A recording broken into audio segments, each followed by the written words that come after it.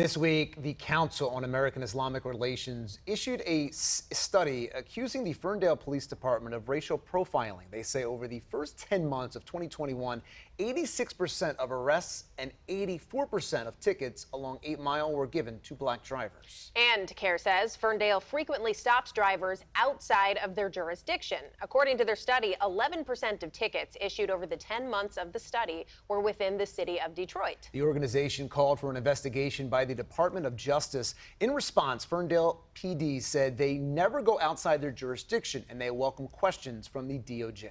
Joining us tonight are Amy Doukoure, who is an attorney with CAIR Michigan, as well as Robert Stevenson, Executive Director of the Michigan Association of Chiefs of Police. He is joining us on Zoom. Thank you both for joining us today. Thank you. You're welcome. So, Amy, I'd like to start with you. If you could briefly summarize what the study found, and then I'm also curious what led to the initiation of the study in the first place. Sure. So our study found that the City of Ferndale Police Department is disproportionately pulling over, ticketing, and arresting African Americans based on the way that they're found in the population. The population of Detroit, of the City of Ferndale, African American population, according to the 2019 census, was around 5%. But the gross majority of the tickets and arrests made by the City of Ferndale Police Department are of African Americans and African American men. And so this indicates that there's something sort of awry in the way that they're policing. And we also found out that they're policing 8 Mile Road very heavily inside on the Detroit side of the border, as well as in Hazel Park and Royal Oak Township. And this, our study was initiated because there was an African-American Muslim woman who was pulled over definitively inside the city of Detroit and arrested by the Ferndale Police Department.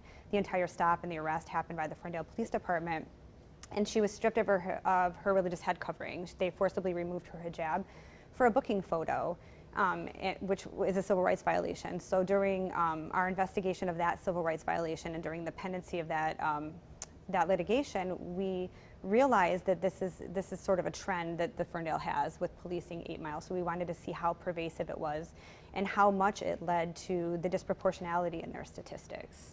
Robert, let's bring you in over Zoom. What is your response to these numbers? Well, I don't think you can actually draw anything from those numbers. One of the things that's not brought out in this study is actually what percentage of the motorists were of color. So in and of itself, a study like this doesn't mean anything unless you look into it much deeper. Probably the easiest and cheapest type survey to do is just quote statistics. And throughout the criminal justice system, there is nothing that lines up with percentage of population and involvement in the criminal justice system. As I pointed out before, if that was true, then we should be arresting 50% of the females and 50% of the males. Yet we know that 92% of the people that are in prison are males, and why that is because they commit more crime than females. So you have to actually go much deeper when you study something like this to find out what is occurring. And I will say that policing on a shared border is common throughout Michigan. It is totally legal. When I worked as a police officer in Livonia, my 4 square mile section had shared borders with Redford and Westland. And I spent much time on the borders, just like I did my regular streets. So, Robert, the analogy you just gave us, the female versus male, it's not 50% because males commit more crimes. Is the argument that you're making drivers of color do indeed commit moving violations more than white drivers? No, not at all. What I'm exactly saying is you actually need to study that to find out if that's true or if that isn't true. I heard the statistic there that 86% of the tickets that were written on 8 Mile Road, I think is what they said, were written to black motorists. It would be curious to know what percentage of the motorists were black that were driving on 8 Mile Road. This is where you have to go much deeper, but the easiest, simple thing is to just quote off a statistic and say that a certain percentage of the population doesn't belong in that community, therefore they should get the exact same type of enforcement. And that is absolutely untrue. I would be curious to know what percentage of the population of Ferndale, not as residents that are people of color, but what percentage of the population that's in Ferndale using the roadways are percentage of color. These are the things that you have to look at.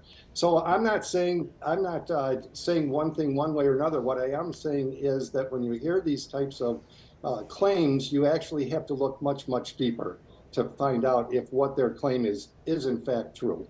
Amy, how deep did your investigation go here in response to that? And what do you want the DOJ to investigate, and what would you like them to do here? Sure. So in response to what was just stated, it is a statistical anomaly that the vast disproportionality of drivers being pulled over by Ferndale police are African American. It's not just about the population. If you look at the numbers themselves, what really is met out by the statistics is that in order for Ferndale to be pulling over, even by their own statistics, if you look at what's happening inside the city of Ferndale, 84% of their tickets are issued to African Americans, according to their own transparency website. In order for 5% of the population to be African American, that means around 20 African American drivers for every one Caucasian driver on the streets of Ferndale. That's what it would take. We know that that's not possible given the racial demographics of the United States. There are not 20 African American drivers on the road for every single white driver that's on the road. It's just not possible. So looking at the statistics themselves can really give you a lot of information. But looking anecdotally about what's happening, I spoke yesterday about the fact that we have 2 incidences, which are just anecdotal and from the study that we did. And in one of those instances, a Caucasian female driver suffered an automobile accident inside the city of Ferndale on 8 Mile Road, fled the scene of the accident, left the abandoned car there, and was found in her home. The city of Ferndale police went to her home, found her there. She admitted that she crashed the car, left it on the side of the road. She was issued no citation. She was not arrested. However, an African-American driver was driving down 8 Mile Road, hit a light pole on the south side of 8 Mile Road, meaning inside the city of Detroit, and continued on for 2 blocks. The city of Ferndale Police Department pulled him over and arrested that driver for failing to report an accident. That accident never would have been reported to the city of Ferndale because it did not happen inside the city of Ferndale. So I agree, statistics tell a story, and the statistics here are an anomaly for sure. But anecdotally, when you look at who's actually getting cited, what percentage of drivers are getting pulled over based to their relative existence in the driving population, it tells the same story. Those 2 stories aligned. They're being pulled over more and they're being cited more anecdotally. What are we to make of the jurisdiction component of all of this? The police department is saying, no, they don't pull over anybody in the city of Detroit. Is this not easily verifiable information? It is verifiable information. We have information that, in fact, the city of Detroit is doing traffic enforcement in Detroit by using radar guns from side streets that are only exclusively found in the city of Detroit to pull people over for speeding. What we also know, based on the documents that we received pursuant to our Freedom of Information Act request from the city of Ferndale, is that they're stopping motorists on westbound 8 Mile in Hazel Park.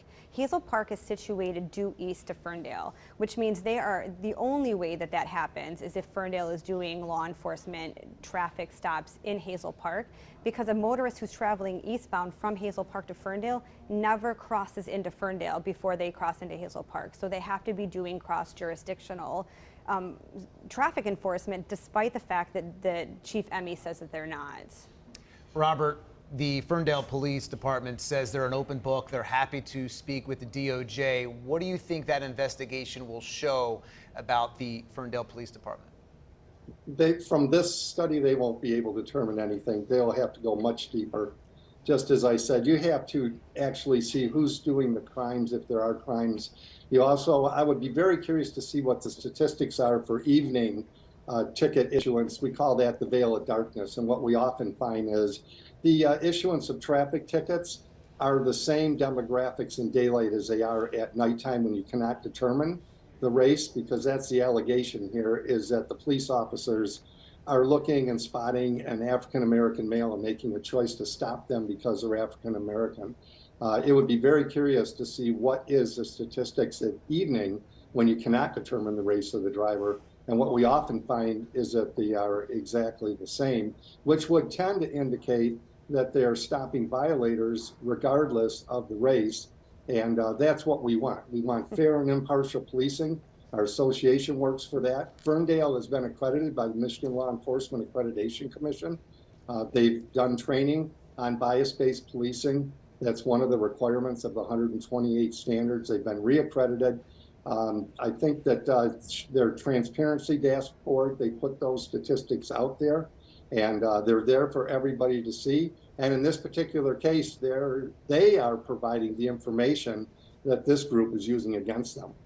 All right, well, we certainly haven't heard the last of this, and we will be following this as it develops in the coming months. Attorney Amy Doukoure with CAIR Michigan and Robert Stevenson, Executive Director of the Michigan Association of Chiefs of Police. Thank you both for joining us today. Thank you. We'll be right back. Thank you.